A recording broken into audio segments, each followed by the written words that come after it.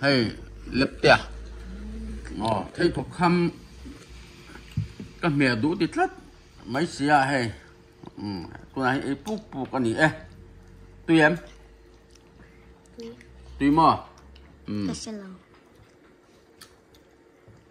thấy thuộc khăm hi với li ấy phát triển hi chú xin nhớ tất cả những đó cùng ngã đó nó thấy ra khá nhá với thu mình thì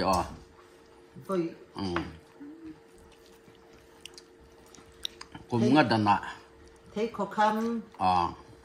cùng nị lâu thấy chú rằng vai sinh nhật nó là sinh nhật nói lại tôi chúng ta sẽ cùng ngã đàn thì ông già chú cùng ngã khá anh nhỉ cùng ngã rắn lẹ cùng ngã đàn thì khá cùng ngã nuột thì nào đi lâu nữa cùng ngã đàn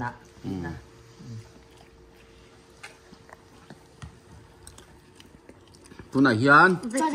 đào té áo tui té thôi alu khá ấy rồi tôm gì ấy rồi vắt toa thấy khó khăn ấy mẹ bốc cả tui em chúng tin là đại gái rồi đó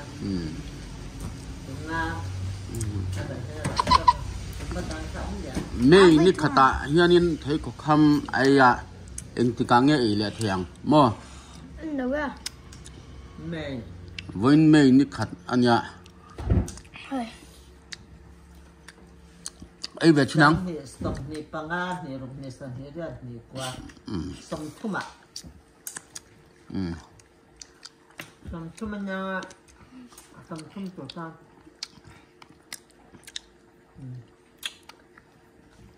nếu chẳng phải áp tận xuất ra không vay về rồi xuất ra không vay về rồi đi lên về một con thì đoạt ta áp phật khai rồi tu na cái sự lằng lâu nhỉ khó cả thì có cầm chơi tiền ara cần là cần hành ta áp phật đủ đối tôi gặp miếng thịt thì chúng mà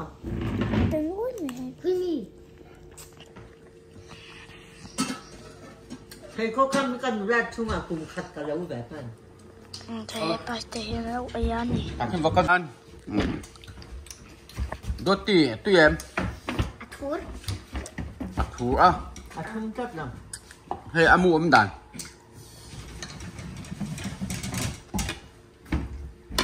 ăn mua đàn gì ha thì con cho chín chỉ phân ai là hai chục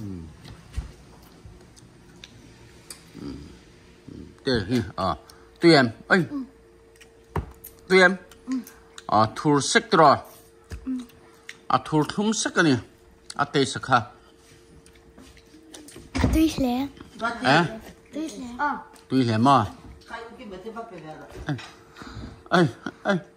con rồi hát tên ông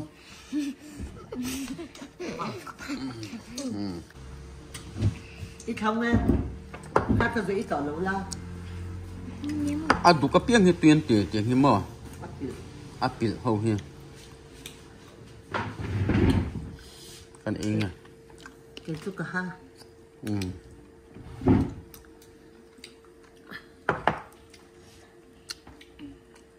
biểu rất là anh sợ nan hơn nó còn lép tiền ấy liền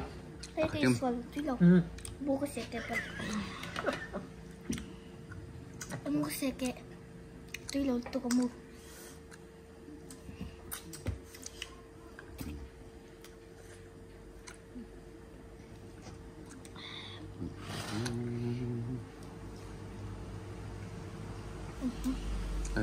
cái drama kia cho ấy mà cắn được lai ra cắn lỗ khăn hay anh ra nên ăn bù khát tên mam bụi lâm bắt trăng nên lâu rồi ra hay nấu thum chén rán thì thủ thum sắc cả người ta còn thân thấy khó khăn tên tia thấy khó khăn tên tia cùng ngã đàn nã ra thì nã với thum lâu man khát chú upatak khan itoa nula let langba langat phei ka chuanin nula senior tak langba senior tak khan rongot to mai ni chu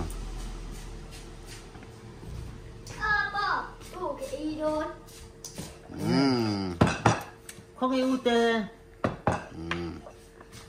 to kong bye bye rồi lep tia bye bye tro Like, comment, share below. lep tia dot